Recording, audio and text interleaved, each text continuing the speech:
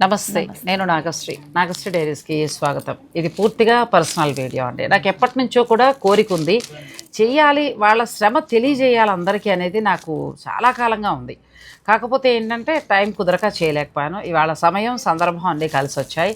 First విజయ శారీస్ వారి నుంచి మొదలు పెడుతున్నాను. మీ అందరికీ తెలిసిన విజయ్ గారే, కానీ ఆవిడ ప్రస్థానం ఏంటంటే 30 ఏళ్ళ నుంచి, 30 ఏళ్ల కిందట ఇంతగా మొదలైన ఆమె ప్రస్థానం ఈరోజు మహావృక్షమై ఎంతోమందికి పని కల్పిస్తూ ఎంతోమందికి ఆదర్శంగా కూడా, అంటే ఆవిడ దగ్గర నుంచి తీసుకెళ్ళి బిజినెస్ చేసుకుంటూ అలా ఆదర్శంగా నిలబడ్డారు.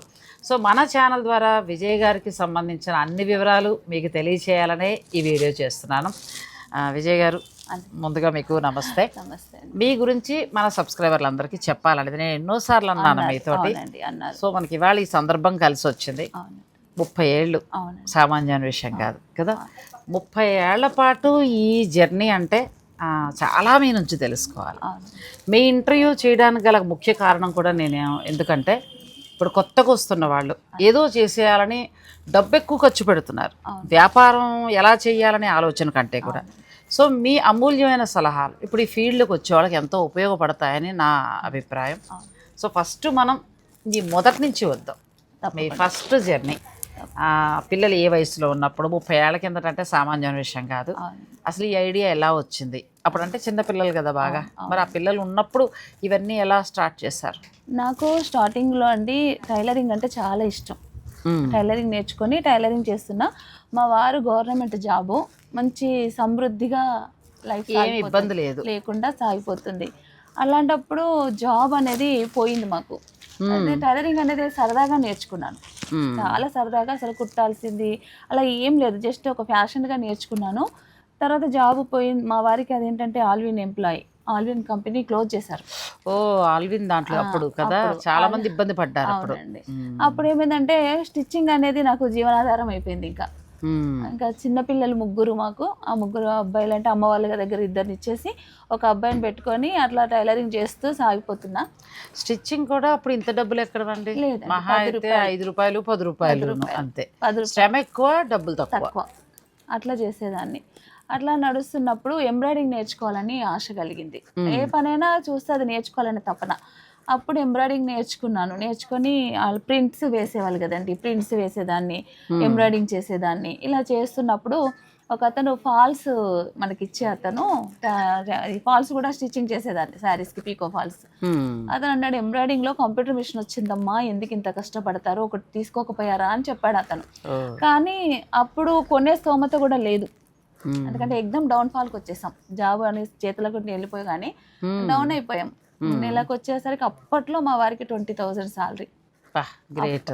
ఇంకా సమృద్ధి ఉంటుంది కదండి, ఖర్చులన్నీ తక్కువ. మా పేరెంట్స్ కూడా నాకు బాగా సపోర్ట్ చేసేవాళ్ళు. ఇట్లా నడుస్తున్నప్పుడు ఇంకా ఆ మిషన్ కొనుక్కోవడానికి మా ఫాదరే కొంచెం హెల్ప్ చేశారు. అట్లా కొనుక్కున్నాను ఒక్క మిషన్. అప్పుడు 2 రూపీస్కి ఒక బూట, చిన్న బూటాలు, చిన్న మిషన్ ఇంతే. అది 2 రూపీస్కి ఒక బూట. అట్లా వేస్తున్నప్పుడు అప్పుడు ఆ 70,000 పెట్టి కొన్నాము. అప్పుడు ఆ 70,000 పెట్టినప్పుడు కూడా చాలా భయపడ్డాను. అమ్మ, నేను 70,000 ఇన్వెస్ట్ చేస్తే నాకు వస్తుందా ఇట్లా అనుకున్నాను, భయం వేస్తుంది. కానీ చెప్పాలంటే చాలా హ్యాపీ అండి. ఒక 100 శారీస్ అట్లా ఉండిపోయేవాళ్ళ ఒక కుప్ప. అమ్మ, ఇవన్నీ నేను కుట్టగలనా, ఇలా 100 శారీస్ అట్లా. పనికి ఎప్పుడు వెతుక్కోవాల్సిన అవసరం లేదు, అట్లా నడిచింది. అవి చిన్న మిషన్స్, కనీసం ఒక 12 మిషన్స్ మెయింటైన్ చేశాను అప్పట్లో. గ్రేట్. అది 12 మిషన్స్ అయినా నాకు సంతృప్తి అనిపించేది కాదు. పెద్ద మిషన్ తీసుకోవాలి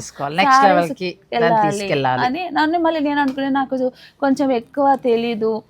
మా పిల్లలు వచ్చిన తర్వాత, మా బాబు అప్పుడు వాడి ఏజ్కి వచ్చిన తర్వాత వాళ్ళ హయాంలో ఆ మిషన్ కొంటాను నేను అనుకునేదాన్ని. కానీ కొంచెం పిల్లలు పెద్దవాళ్ళు అయిన తర్వాత కొంటాను, అప్పటిదాకా చిన్నదాంతో మనం చేసుకుంటూ పోవాలి అని అనుకున్నాను.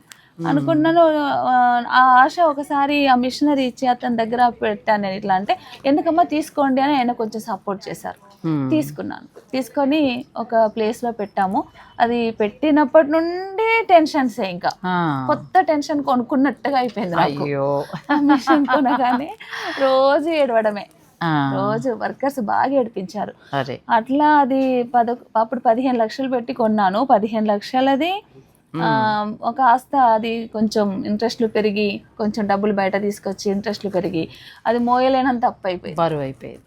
ఆ బరువులో ఇంకా అప్పుడు 2011లో అంటే 13లో బాబు మా పెద్ద బాబుది బీటెక్ అయిపోయింది 13లో. అప్పుడు వాడు ఏమన్నాడు, మమ్మీ నువ్వు హ్యాపీగా ఉండు, చిన్న వయసే వాడది, హ్యాపీగా ఉండు మమ్మీ, మనకు లేకపోయినా సరే ఆ ఇల్లు అమ్మేసి అప్పులు కట్టేద్దామంటే ఒక ఇల్లు అమ్మాం. ఆ ఇంట్లో మా పిల్లలు 3 పిల్లలు, బాధ అనిపించింది. చిన్న ఇల్లే కానీ చాలా బాధ అనిపించింది. ఏదైనా అది మనదే అని అంటే సంతోషానికి అది అమ్మి ఇంకోటి కొనుక్కుంటున్నాం అంటే అదొక ఆనందం, కానీ అప్పులు కట్టడానికి అమ్మామంటే ఆ పెయిన్ జీవితాంతం వెంటాడుతూ ఉంటుంది. మనం ఎన్ని సంపాదించుకుని ఎన్ని చేసినా ఆ పెయిన్ అనేది ఇక్కడ ఉండిపోతూ ఉంటుంది. సో ఇంకా చాలా తెలుసుకోవాల్సిన ఉన్నాయండి, వీడియో స్కిప్ చేయకండి. సక్సెస్ అనేది ఎప్పుడూ కూడా ఒక్క రాత్రిలో రాదండి, అది ఎంతో స్ట్రగుల్ పడితేనే వస్తుంది. వచ్చినప్పుడు ఆ విజయాన్ని మనం ఆస్వాదిస్తూ నిలబెట్టుకోవడానికి మనం తపన పడుతూనే ఉంటాం. అలా వచ్చిన విజయమే నిలబడుతుంది అంతే తప్ప రాత్రి వచ్చిన సక్సెస్కి మనకు అహంకారం అనేది దరిచేరుతుంది. అహంకారం దరిచేరితే ఎలా అవుతాం కూడా తెలియదు. సో మీ జర్నీ చాలామందికి తెలియాలి. ఎందుకంటే ఇవాళ అందులో ఆవిడ చెప్పినట్టు ఏంటంటే సొంత ఇల్లు ఒకటి తీసేసి అంటే బాకీలు కట్టి అక్కడతో విసిగెత్తితే ఆపేయచ్చు, ఇంకొకరు ఎవరినైనా అయితే ఆపేస్తారు. కానీ మన విజయ్ గారు కదా అక్కడ. సో మళ్ళీ అలా అయినప్పుడు మీకు విసుగు వచ్చిందా? ఆపేద్దాం అవునండి అనుకున్నాను. ఆపేద్దాం అనుకొని ఇక మిషన్ కూడా అమ్మేద్దాం అనుకున్నాం, అమ్మకానికి కూడా పెట్టాం. మేము 15 లక్షలు పెట్టి కొన్న మిషన్ 3 లక్షలకు అమ్మకానికి పెట్టాం. అట్లా అమ్మకానికి పెట్టినప్పుడు చాలా బాధ అనిపించింది. ఇక మా నాన్నగారు అయితే నువ్వు అది అస్సలు అమ్మొద్దు అన్నారు. ఇక ఏం చెయ్యాలి, నాకు ఈ చెయ్యలేను ఇంకా నేను ఈ పని అని చెప్పేసి ఒక విసుగుదలలో ఉన్నప్పుడు మా పెద్దబాబుని తీసుకొని మనము శారీస్ చేద్దాం నాన్న అని, ఈ శారీస్ అయితే ఎట్లా చేస్తారని ఒక స్టోర్కి వెళ్ళాం. నన్ను బైక్ మీద వాడే తీసుకెళ్ళాడు పెద్దబాబు. తీసుకెళ్ళి వాడి పెళ్ళి 14లో వాడి పెళ్ళి, మేము డిసెంబర్లో వాడి పెళ్ళి పర్చేసింగ్ కోసం అని చెప్పేసి ఎంబ్రాయిడింగ్ ఎట్లా చేస్తారు, ఎంబ్రాయిడింగ్ శారీస్ ఎట్లా అనేసి ఒక స్టోర్కి వెళ్ళి ఒక 35,000 పెట్టి శారీస్ కొన్నాను మ్యారేజ్ కోసం. అలా కొన్న శారీస్ని తీసుకొచ్చి ఆ శారీస్ కట్టుకోకుండా చేసిన పని కట్టుకోకుండా అవన్నీ మళ్ళీ నేను ఎలా చేయాలనేది మళ్ళీ రెండో బాబు సాఫ్ట్వేర్ వాడు డిజైన్ చేస్తాడు రెండో బాబు. అట్లా నేను ఆ డిజైన్స్ అన్ని కూడా నా శారీస్ మీద వేసి మేము అదే చిన్న బండి ఉండేది మాకు యాక్టివా, ఆ బండి పైన కొన్ని స్టోర్స్కి హోల్సేల్గా కావాలని తిరిగాను బాబుని తీసుకొని. తిరిగిన తర్వాత ఏంటో కానీ మేము వేసిన డిజైన్స్ చాలా మందికి నచ్చాయండి. అది 2013 డిసెంబర్లో స్టార్ట్ చేసాము, ఇంతవరకు వెనుకరగలేదండి. గ్రేట్. అంటే ఎక్కడైతే పోగొట్టుకున్నామో అక్కడే మళ్ళీ సాధించాలి అనే దానితోటి వెనకడుగు వేయకుండా తనకు ఆసరాగా నిలబడ్డ వాళ్ళ అబ్బాయిలు, వాళ్ళ హస్బెండ్ వాళ్ళందరూ సహకారం తీసుకుని ముందడుగు వేశారండి. ఇంకా అక్కడి నుంచి ఆగకుండా అప్రతిహతంగా అలా సాగిపోతూ వచ్చింది. అయితే ఇక్కడ ఇంకొక విషయం అడగాలి. సరే మీ జర్నీ బాగుంది, ఎలా మొదలుపెట్టారు ఏంటన్నది మనం తెలుసుకున్నాం. సో చాలా వరకు కూడా మీరు హోల్సేల్లోనే ఉండిపోయారు చాలా రోజులు, రీటైల్ తెలీదు. మీ బ్లౌజులు ఎక్కడ దొరుకుతాయో పలానా షాపుల్లో చూసాను తప్ప మీరు ఎక్కడ ఉంటారో ఎవరికి తెలియదు. మీరు ఏమంటారంటే తెర వెనకే ఉండిపోయారు. ఎలా పబ్లిక్లోకి ఎలా తెలిసారు? అయితే మనకు ఒక అతను ఎలా నన్ను బ్లాక్ చేశాడంటే అతను నాకే వర్క్ చేయండి, ఎవ్వరికి వర్క్ చేయొద్దు అని చెప్పేసి నాకు ఒక్క మిషన్ ఉన్నప్పుడే అతను వర్క్ ఇవ్వడం స్టార్ట్ చేస్తాడు హోల్సేల్గా. అని ఏమన్నాడంటే నాకు ఎంత అంటే డబ్బులో ఇలా వెంటనే ల్యాక్స్లో వేలల్లో చూసిన నేను ల్యాక్స్లోకి వచ్చేసాను. ఇంకా అతను ఒక్కడే, ఇంకెవ్వరికి వర్క్ చేయలే, ఒక్క పర్సన్కి. ఆయన వర్క్ అంతగా ఇవ్వడం వల్ల ఇంకా నాకు వచ్చిన అమౌంట్ని బట్టి ఇంకా రెండు మిషన్లు కూడా ఎక్స్ట్రా తీసుకున్నాం. అప్పుడు ఆయన ఏం చేసి సడన్ గా ఆపేశాడు. ఆయన సడన్ గా ఆపేసిన తర్వాత నాకు అప్పుడు మిషనరీ పెరిగింది, వర్కర్స్ అంతా ఉండిపోయారు, ఏం చేయాలో అప్పుడు అర్థం కాదు. అప్పుడు ఏం చేశానంటే ఒక కస్టమరే తను వచ్చి, ఎందుకు విజయ నువ్వు ఇక్కడ లోపల ఎక్కడో ఉండిపోయావు, ఎగ్జిబిషన్స్ చెయ్యి, నువ్వు నలుగురికి తెలుస్తావు, నీ ప్రొడక్ట్ బాగుంటుంది, నీ వర్క్ బాగుంటుంది, నీట్గా ఉంటుంది వర్క్, నువ్వు ఒక్కసారి ఎగ్జిబిషన్ చేయంటే అప్పుడు ఆమె ప్రేరేపణతో ఎగ్జిబిషన్ చేశాను సత్యసాయిలో, తాజ్ కృష్ణలో. అప్పుడు ఇట్లా అందరు గ్రూప్ గా చేస్తారు కదండి, ఆ ఎగ్జిబిషన్స్ కి వెళ్ళినప్పుడు ఇంకా అలా ఒకరు పెరుగుతూ వచ్చారు. మీ వర్కే మిమ్మల్ని నిలబెట్టింది అంతే. ఏదో తెచ్చి ఏదో అని కాకుండా తన సొంత ముద్ర ఉండేలాగా జాగ్రత్త పడుతూ విజయ్ గారు ఎప్పటికప్పుడు అప్డేట్స్ ఎప్పటికప్పుడు కొత్తగా ఇస్తూ కస్టమర్కి ఏం కావాలో చూసుకుంటూ మేము మా ప్రోడక్టే మీరు ఇక్కడ కొనుక్కోవాలి మేము తయారు చేసిందే అని అనకుండా మనం పాత చీర పట్టుకొచ్చినా కూడా ఆవిడ తీసుకోవాలనకుండా డిజైన్ వేశారండి. ఈ స్థాయికి వచ్చిన ఇప్పటికీ కూడా అలాగే ఉంటారు ఆవిడ. సో ఆ తర్వాత అందరికీ తెలుస్తుంది. మీరు సోషల్ మీడియా ప్లాట్ఫామ్లోకి ఎప్పుడు వచ్చారు? సోషల్ మీడియా ప్లాట్ఫామ్లోకి మీరు ఫస్ట్ పరిచయం అయ్యాకే ఫస్ట్ మేము పెట్టినాం యూట్యూబ్, కానీ దాని అంతా యూజ్ చేయలే. నాకు అంత పెద్దగా తెలియలేదు, పిల్లలు కూడా దాని గురించి నాకు పెద్ద అవగాహన లేదు. తర్వాత మీ గురించి కొన్నిసార్లు ఫోన్లో నేను చూసినప్పుడు నాకు మిమ్మల్ని పిలవాలని మీ ద్వారానే ఎక్కువైంది. అప్పుడు మా ఛానల్ కూడా కొంచెం మూవ్ అయింది, మీతోనే వచ్చాం. ఇప్పుడు మా ద్వారా ఎంతో మంది సబ్స్క్రైబర్స్ కూడా పరిచయం అయ్యారు కదా, ఎలా అనిపిస్తుంది ఆ ఫీల్? అలా గుర్తుండిపోయేలాగా అంటే కొన్ని ఉండిపోతూ ఉంటాయి ఆశ్చర్యంగా. అలాంటివి లేకపోతే ఎవరైనా ఊహించిన వ్యక్తి ఎవరైనా ఇక్కడికి రావటం తీసుకోవటం అలాంటివి ఏమైనా ఉన్నాయా? ఉన్నాయండి. నేను ఎక్స్పెక్ట్ చేయని వాళ్ళు కొంతమంది ఏంటంటే మొన్న ఒక ఆవిడ వచ్చారు, ఎగ్జాంపుల్కి చెప్తున్నాను. అలాంటి వాళ్ళు చాలా మంది, అంటే ఎన్టీ రామారావు గారి ఫ్యామిలీ తరపు నుండి ఒక ఆవిడ వచ్చి ఆవిడ వీడియోస్ మీ వీడియోస్ చూసే ఆవిడ చూసి ఇక్కడికి వచ్చారు. వచ్చి అసలు ఆమె ఎక్కడికి వాళ్ళ డ్రైవర్ చెప్పాడు, నేను చెప్పొచ్చు చెప్పలేదు తెలియదు కానీ ఏ స్టోర్లో ఆమె కాల్ పెట్టదంట, కార్లోనే కూర్చుంటదంట. ఏమైనా కావాలంటే కార్ దగ్గరికి తన డ్రైవర్ తీసుకొస్తే తీసుకుంటదంట, కార్ కూడా దిగదంట. మీ స్టోర్కి వచ్చారమ్మా అంటే నాకు చాలా హ్యాపీ. అంతే కదా, సంతోషంగా. కనీసం గంట 2 గంటలు కూర్చున్నారు. అసలు మా మేడం అయితే ఎవరి స్టోర్కి వెళ్ళదు, ఎవరి స్టోర్లో కూర్చోదు, మేమే కార్ దగ్గరికి తీసుకెళ్ళి ఇస్తాం. కానీ మీ స్టోర్కి వచ్చి 2 hours స్పెండ్ చేశారు మీతోనని చెప్పారు. అట్లాంటి వాళ్ళు చాలా మంది. అంటే ఇప్పుడు అదేదో గొప్పని కాదండి, వాళ్ళ ప్రొఫైల్ రీచ్ ఏంటంటే బయట కనబడడానికి ఇష్టపడరు కొంచెం పెద్ద వాళ్ళు, సెలబ్రిటీస్ లాంటి వాళ్ళు. కానీ ఆవిడ వచ్చి కూర్చుని ఆ డిజైన్స్ అన్ని చూసి తీసుకున్నారంటే మీకు కూడా చాలా సంతోషంగా అనిపిస్తుంది కదా. తర్వాత ఈ సోషల్ మీడియాలోకి వచ్చాక చాలా ఎగ్జిబిషన్స్ మనం చేస్తూ వస్తున్నాం. ఏ ఊర్లో ఎక్కడ మెమరీగా మిగిలింది మీకు బాగా? నాకు బ్రహ్మరథం పట్టింది వరంగల్. వరంగల్ వాళ్ళందరికీ థాంక్యూ. వరంగల్ వాళ్ళని మర్చిపోను. మళ్ళీ వరంగల్ తర్వాత మొన్న నాగోల్ వాళ్ళైతే అసలు వాళ్ళకి చాలా థ్యాంక్స్ అండి. ఎంత మంచి రెస్పాన్స్ అంటే నేను ఎక్స్పెక్ట్ చెయ్యలేదు. పోన్లేండి, సంతోషం. ఒక్క మాటలో చెప్పాలంటే విజయ్ గారి కష్టమే, విజయ్ గారి శ్రమే ఈ స్థాయిలో నిలబెట్టిందండి. మరి కొత్తగా బిజినెస్లోకి వస్తున్న వాళ్ళకి ఎటువంటి సజెషన్ ఆవిడ ఇస్తారు తన ఎక్స్పీరియన్స్ అనేది తెలుసుకుందాం. వీడియో స్కిప్ చేయకండి. 30 ఏళ్ల జర్నీ అంటే సామాన్యమైన విషయం కాదు. మనం అంతా కూడా వీడియోలు ఇవ్వలేం, కొంచెం క్లుప్తంగా మనం కొన్ని ఇచ్చుకుంటూ వచ్చాం. సో నాకు కూడా మీతో మాట్లాడడం చాలా సంతోషాన్ని అనిపించింది. మీ గురించి అందరికీ తెలియచేయడం కూడా నాకు కూడా హ్యాపీ. కానీ ఈ ప్రస్థానంలో మీరు, నాకు కూడా 3 ఏళ్ల నుంచి మిమ్మల్ని చూస్తున్నాను, మీరు ఎలా జాగ్రత్తగా చేస్తారో, ఆ రోజు ఎలా విజయ్ గారు ఉన్నారు, ఈ రోజుకి అలాగే ఉన్నారు. సో మీరు కొత్తగా వచ్చే వాళ్ళకి ఏం చెప్తారు? ఇప్పుడు చాలామంది ఏంటంటే అవగాహన లేకుండా సాఫ్ట్వేర్ ఉద్యోగం వదిలేసాం, ఈ శారీ బిజినెస్లోకి వచ్చామన్నారు, ఇబ్బంది పడుతున్నారు పాపం పిల్లలు, అందరూ సక్సెస్ అవ్వట్లా. అంటే ఏదో కాస్త మంచిగా మనం సెటిల్ అవుతాం కదా. సో మీ 30 ఏళ్ల ఎక్స్పీరియన్స్లో కొత్తగా వచ్చే వాళ్ళకి ఎటువంటి సజెషన్ ఇస్తారు? ఎలా బిజినెస్లో ఉండాలనేది ఏదైనా టిప్స్ చెప్తారా? తప్పకుండా అండి. ఇప్పుడు వచ్చిన జనరేషన్లో పిల్లలు ఏంటంటే హెవీగా పెట్టేస్తున్నారు పెట్టుబడి, హెవీగా పెట్టేసి ఆ చిన్నతనంలోనే వాళ్ళు చాలా మెంటల్ టెన్షన్ పడుతున్నారు. అలా కాకుండా మీకున్న ఫ్యాషన్ ఏదైతే ఉందో శారీస్లో ఒక్కొక్కరికి ఒక్కొక్క ఉంటుంది కదండి టేస్ట్ అనేది.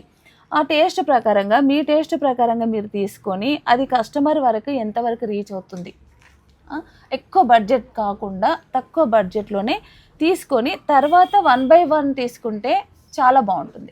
కొంతమంది ఏంటంటే ఎక్కువ పెట్టుబడి పెట్టేసి స్టోర్స్ తీసేసిన పిల్లలు కూడా చాలా మంది ఉన్నారు.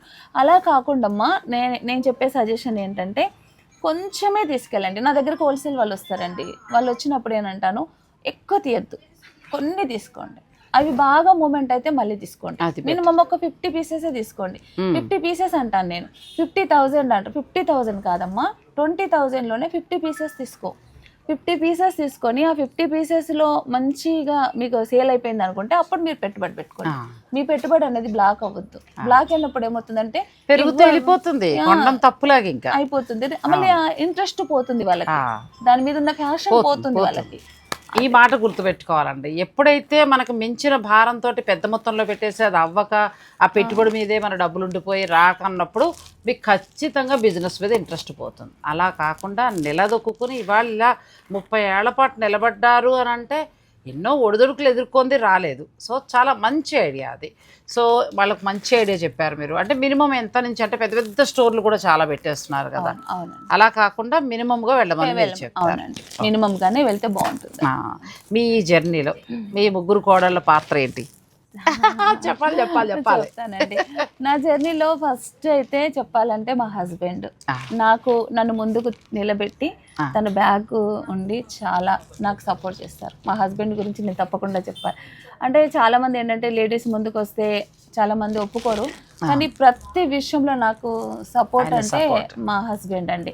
తర్వాత నా ముగ్గురు కొడుకులు నా మాట నమ్మి ఈ బిజినెస్ లోకి రావడం అనేది, వాళ్ళంతా చదువుకుని మంచి ఉద్యోగాలు ఉండి కూడా ఉద్యోగాలు వదులుకొని వచ్చారు, అదొకటి. ఇంకా ఆడపిల్లలు అయితే పెద్ద కోడలు MCA చేసింది, తను జాబ్కి వెళ్తావమ్మా అంటే నీతో ఉంటా అంది.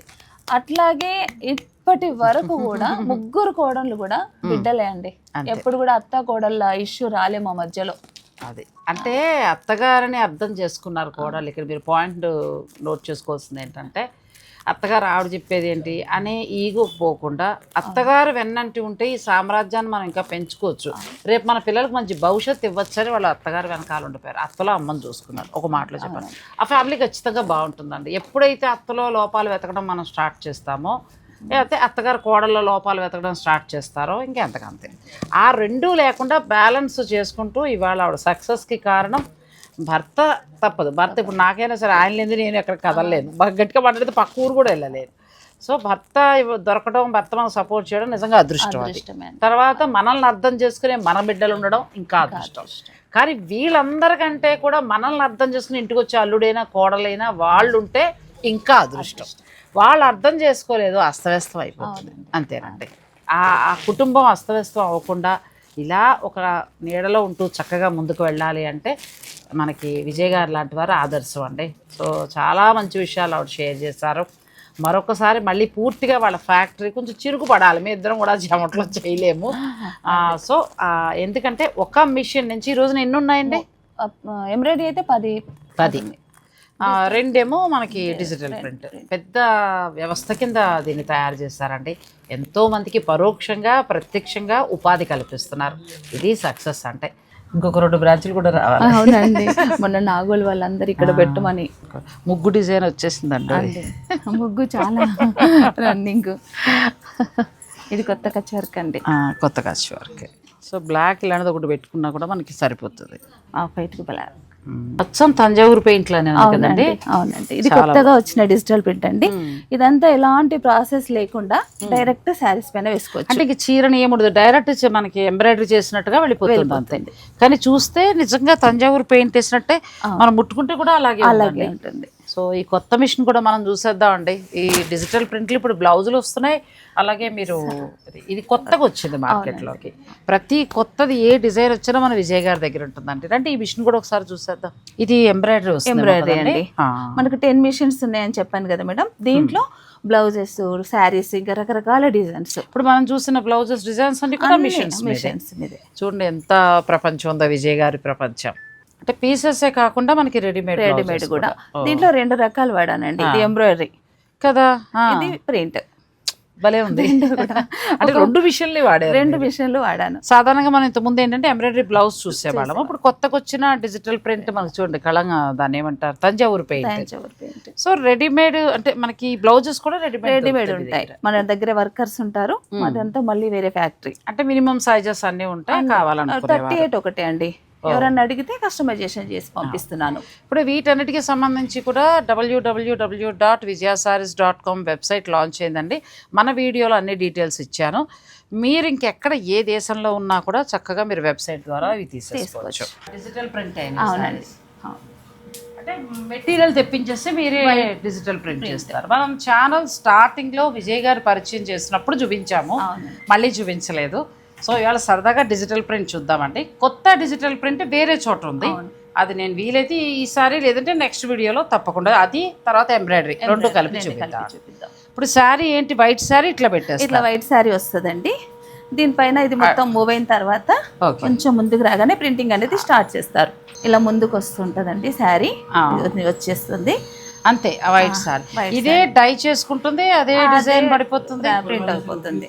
అందుకే విజయ సారీస్ వారి చీరలన్నీ స్పెషల్ అండి. ఎక్కడ మనకి దొరికే చీరలు కాదు అవి. అంటే ఇప్పుడు మీరు పట్టైనా లేకపోతే ఏ ఫ్యాబ్రిక్ తీసుకున్నా బయట పెడతాం అంతే.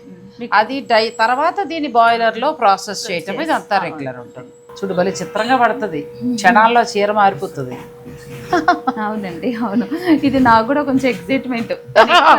వస్తే మాత్రం అలా ఉండిపోతా ఒక 1 hour. ఇదంతా కంప్యూటర్ లోనే మీరు సెట్ చేసేసి మొత్తం అంతా కూడా కనెక్ట్ చేస్తారు. అవునండి, డిజైనింగ్ అంతా కూడా మన ఓనే, పిల్లలే చేస్తారు. బా ఇద్దరు గ్రేట్. మీ ఆర్ట్ అంతా పిల్లలకు వచ్చి ఉంటుంది. పెద్ద బాబు అంతా మార్కెటింగ్, రెండో బాబు సాఫ్ట్వేర్ ఎంబ్రాయిడరీ, మూడో బాబు డిజిటల్ ప్రింట్. అంతా అక్కడ సెట్ చేసేస్తారు మీ డిజైన్. ఇదంతా కూడా కలర్స్ అన్నీ కూడా అక్కడే. ఇప్పుడు చూడండి వైట్ శారీ మనం చూస్తుండగానే ఇంద్రధనుసులో మారిపోతుంది. నాకు కూడా విజయ్ గారు మీరు ఫస్ట్ టైం చూపించినప్పుడు ఆ రోజు ఎంతో ఎక్సైట్మెంట్ అనమాట. అదే ఏంటి ఇలా మారిపోయింది చీర అని.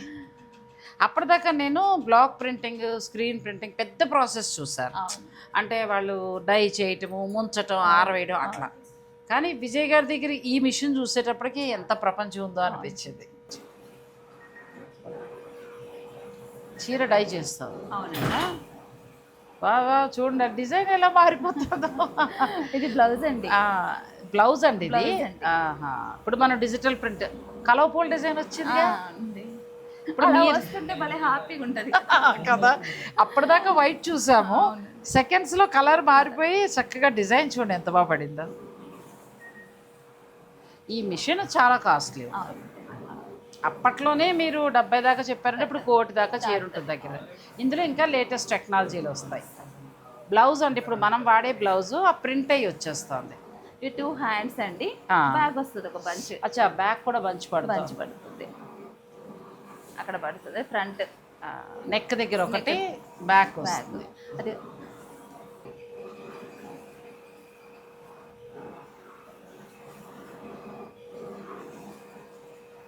విజయ సారీస్లో బ్లౌజ్ రెడీ అయిపోయిందండి. ఇంక మనం ఆ బ్లౌజ్ తీసుకుని ఇంటికి వెళ్ళిపోవడమే. చూడండి ఎంత చక్కగా వచ్చిందో. ఇది డిజిటల్ ప్రింట్ ఇక్కడ ఇలా అవుతుంది. ఇంకా శారీస్ అయితే ఇవన్నీ కూడా ఇదండి.